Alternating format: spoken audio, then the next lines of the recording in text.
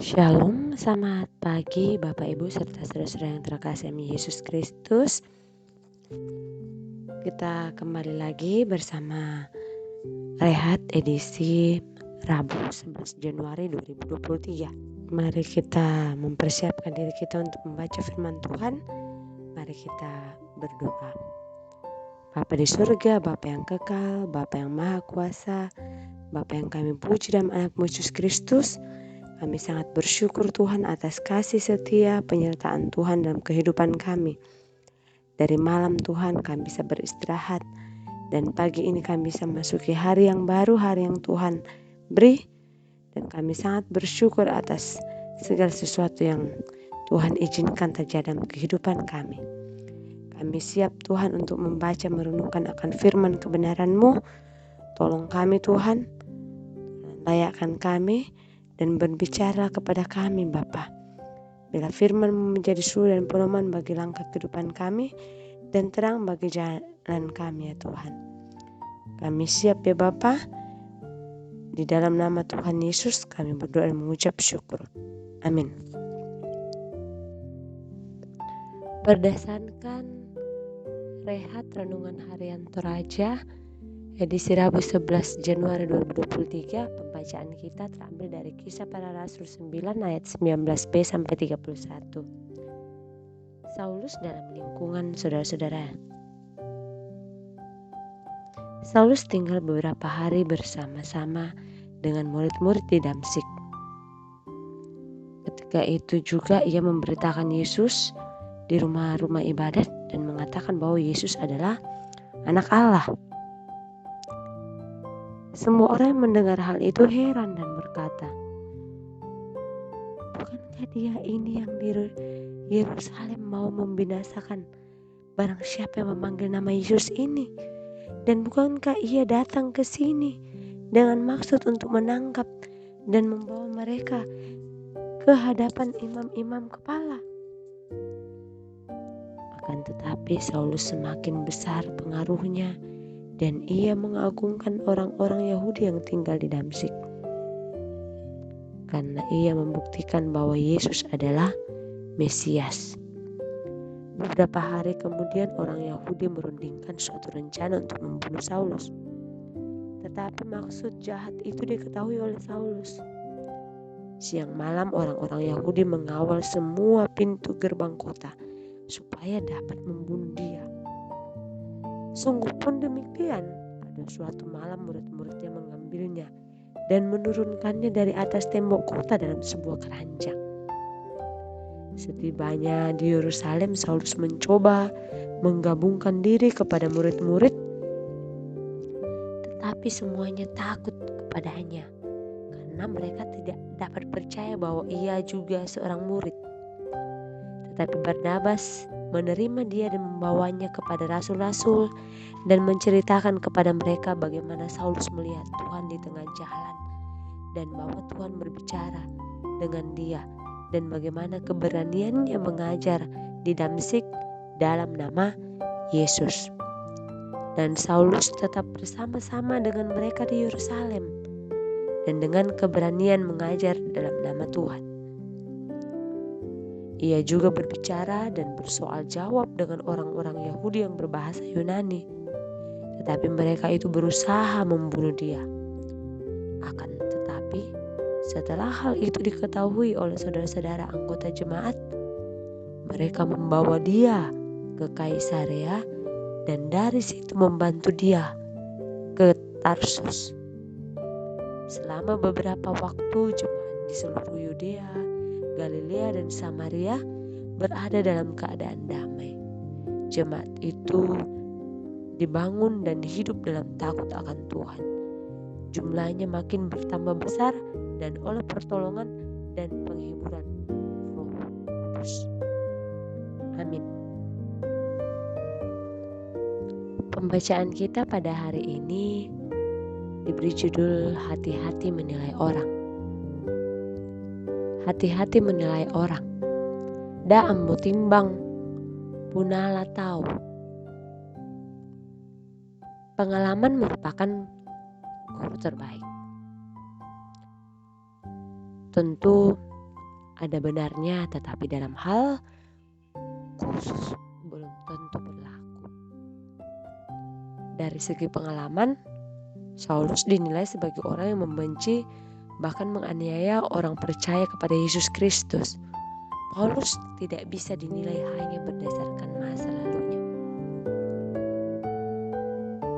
Bapak, Ibu, saudara-saudara yang terkasih dalam Yesus Kristus, setelah pertobatannya di Damsyik, Saulus masih dicurigai. Bisa kita lihat di ayat 21. Dia juga dibenci. Bisa kita lihat di ayat 23. Saulus memberitakan bahwa Yesus adalah anak Allah.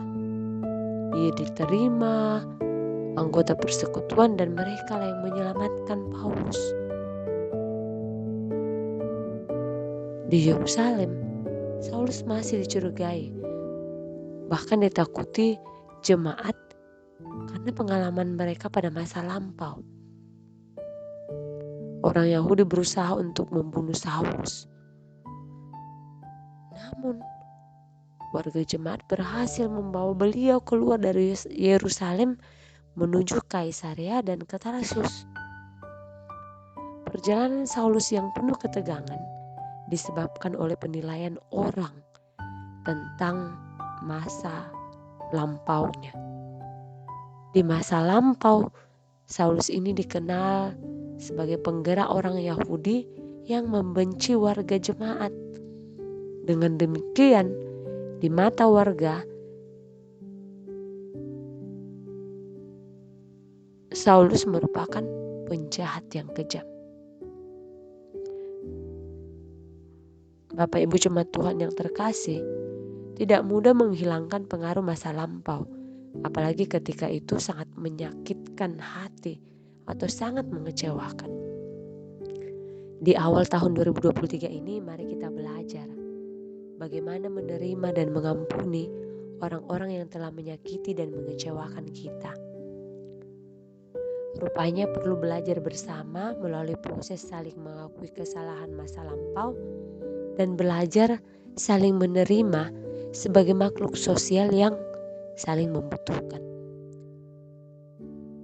Bapak, Ibu, dan serta saudara-saudara yang terkasih dalam Yesus Kristus, di atas semuanya itu sebagai anak-anak Tuhan, kita percaya Roh Kudus terus menopang dan membimbing kita. Amin. Mari kita berdoa. Bapa di surga, kami bersyukur untuk firman yang bisa kami baca, kami dengarkan dan kami renungkan pada hari ini. Terima kasih ya Tuhan Yesus. Biarlah Tuhan terus menolong kami untuk memahami bahwa kami tidak perlu Tuhan untuk terus melihat masa lampau seseorang Tuhan. Bahkan untuk menilai seseorang berdasarkan masa lampaunya. Tetapi biarlah kami Tuhan juga untuk belajar menerima dan mengampuni orang-orang yang bisa jadi telah menyakiti dan mengecewakan kami.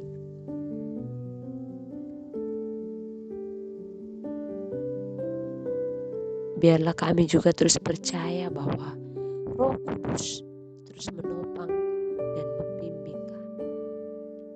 Terima kasih Bapa. Sungguh indah firman-Mu yang kami dengarkan. Tolong kami untuk menjadi pelaku firman-Mu Tuhan. Dan biarlah Bapa, di dalam sepanjang kehidupan kami hanya nama Tuhan dan firman-Mu yang terus kami kumandangkan Tuhan. Biarlah mata kami terus tertuju hanya kepadamu. Biarlah Tuhan terus menolong kami juga untuk melakukan tugas dan tanggung jawab kami, pekerjaan kami, kuliah kami, pelayanan kami, aktivitas kami, sekolah kami Tuhan. Dan apapun yang kami kerjakan, biarlah Tuhan yang terus menopang dan menolong kami. memampukan kami melakukan setiap hal yang Tuhan percayakan kepada kami. Biarlah ya Tuhan juga terkhusus saat ini kami berdoa buat jemaat Tuhan di Tangerang. Biarlah dari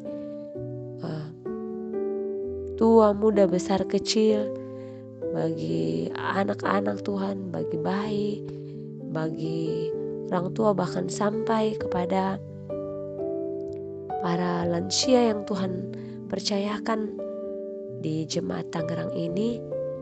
Kami percaya semua dalam kendali Tuhan, dalam tangan penyertaan Tuhan. Terima kasih Tuhan, biarlah kami terus selalu bersuka cita di dalam Kristus. Berkati bangsa dan negara kami Tuhan, pemerintah kami, Bapak Presiden kami, pemerintah kami dari pusat hingga ke pelosok. Berikan hikmat dan kebijaksanaan dalam memimpin bangsa dan negara kami. Terima kasih ya Tuhan Yesus untuk setiap hal yang jemaat Tuhan gumulkan, hadapi. Biarlah Tuhan terus yang menolong kami untuk bisa menghadapi semuanya itu, karena kami percaya Tuhan adalah kekuatan kami, sumber pertolongan kami, gunung batu kami. Terima kasih ya Tuhan Yesus. Kami serahkan seluruh kehidupan kami ke dalam tangan pengasihan-Mu. Di dalam nama Tuhan Yesus kami berdoa dan mengucap syukur. Amin. Demikianlah renungan harian Toraja kita pada hari ini. Kiranya kasih setia dan penyertaan Tuhan terus bersama-sama dengan kita. Selamat melanjutkan aktivitas dan Tuhan memberkati jemaat Tuhan.